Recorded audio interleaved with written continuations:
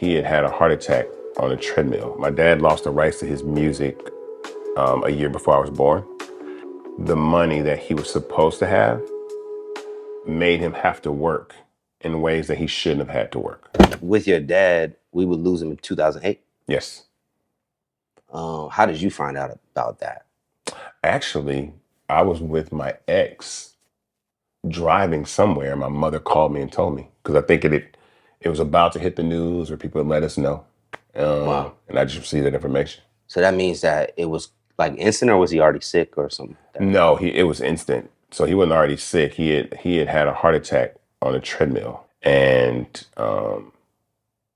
that's how my dad's widow discovered him. And then I think the news was going to come out or whatever, and they let us know. Given that you have his name, Mm-hmm.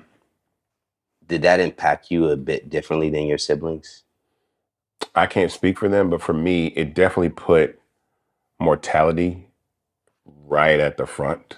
You know what I'm saying? You like when you lose a parent, and I don't think anybody that's ever lost a parent, you become a little different. You just become a different person when you lose a parent. Things really don't. I've seen memes before, but it's like the things you cared about, or the tolerance of that what you'll take, it just erases. Nothing is. You can't really describe that. Mm-hmm. So whatever the issue is, whatever the beef is, it's whatever the heart. People are like, oh, I'm heartbroken over a relationship. All that pales in comparison to losing a parent. So you kind of get more. You just kind of get more solid on yourself. Yeah, I was gonna ask, like, what changed instantly about you after losing someone of that magnitude?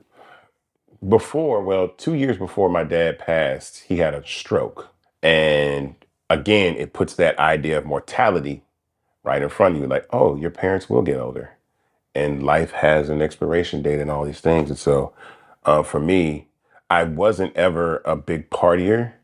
So I didn't. I would drink on occasion, but I remember after my dad had a stroke, I stopped drinking. Mm. So I haven't had a drop of alcohol since like 2007. Wow. So it was like, I never liked it in the first place, but it was just the social thing that you do, Right. and then it also made me focus more on my personality to have the same result or the same effect that alcohol gives to people, which is confidence. Mm-hmm. Charm, Mm-hmm. you know what I'm saying? Smoothness and stuff like that. So I could be that without alcohol. Mm-hmm. So it kind of made me do that. And then I stopped. I haven't had soda. I only drink like water and almond milk. So I've only had Right. water since like 2007, really. What do you think? And sorry to kind of unpack this, but he was a legend in the culture, Mm-hmm. and you're the son, so you're gonna give me some insight. Yeah. I remember watching an interview with him, and he seemed to be a health fanatic himself. Mm-hmm. He was saying he was taking a lot of vitamins. Yeah. What do you think contributed though to his passing? Just old age, or I think that the position that he was financially put in as an entertainer by not having the money that he was supposed to have made him have to work in ways that he shouldn't have had to work. So my dad lost the rights to his music a year before I was born.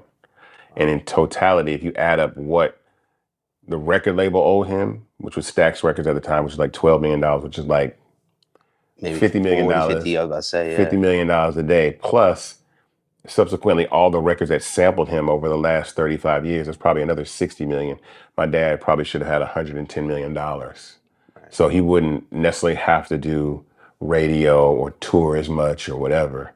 Yeah. And with all that extra money, you get better healthcare, you're paying more attention, you might have private chefs and nutritionists and all these other things, and just live a really healthy lifestyle. But he did the best he could. But I remember, even now that I remember, my dad, like when he did radio, and I was like, this can't be healthy, because I would go visit him in New York, and we might go to events. I was still in my 20s, so we might go to something like a Comedy Central party, and we might get home at 11, and then I'll go to sleep, and I'll wake up. He's like, I already left at 4 to be on the radio at 6 in the morning. I'm like, bro. And how old was he then? Oh, he was in his 50s at that point. So being in your 50s, getting up doing radio, maybe sleeping 3-4 hours a night, that's not the best. That's right. You know what I'm saying? So for sure. I did an interview with Bruh Man from the Fifth Floor, Reginald Ballard, Mm-hmm. and we talked about Bernie Mac's transition. Mm-hmm. and he felt that the industry overworked him to death. So Yeah. based off what I'm hearing, it's a level of that maybe took place.